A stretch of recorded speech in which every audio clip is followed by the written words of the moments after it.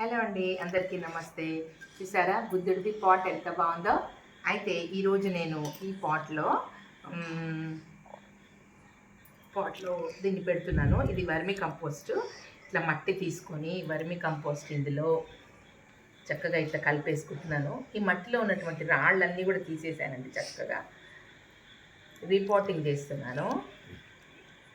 ఇది snake plant, చిన్నగా flower లాగా వస్తుందన్నమాట. ఇది ఈ స్నేక్ ప్లాంట్. అయితే దీంట్లోకి నేను ఈ వర్మి కంపోస్ట్ కలిపినది ఇవన్నీ ఇందులో వేసేసి,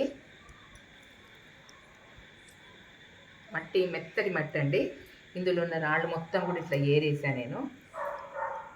ఇది ఇండోర్ ప్లాంట్, ఈ స్నేక్ ప్లాంట్. ఇందులో 2 వెరైటీస్ ఉంటాయండి. ఒకటేమో పెద్దగా ఉంటుంది, ఇదేమో చిన్నగా ఫ్లవర్ లాగా వచ్చేటటువంటి చెట్టు అనమాట. ఇక దీన్ని పెట్టి మనము ఇంట్లో పెట్టుకోవడం వలన ఇది ఆక్సిజన్ని ఎక్కువ విడుదల చేస్తుంది అండి.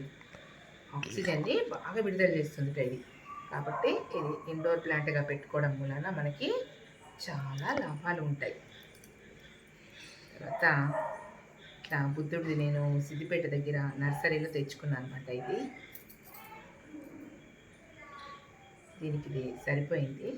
వాటర్ పెట్టండి. దీనికి వాటర్ ఎక్కువ అవసరం లేదండి. ఒక 4-5 డేస్కి ఒక్కసారి వాటర్ పోస్తే చాలన్నమాట. అది కూడా కొంచెం వాటర్ 4-5 డేస్కి ఒకసారి పోస్తే మధ్యలోకి పెట్టేసేసాను.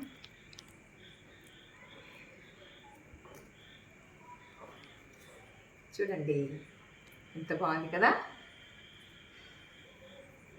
ఓకేనండి, థ్యాంక్ యూ.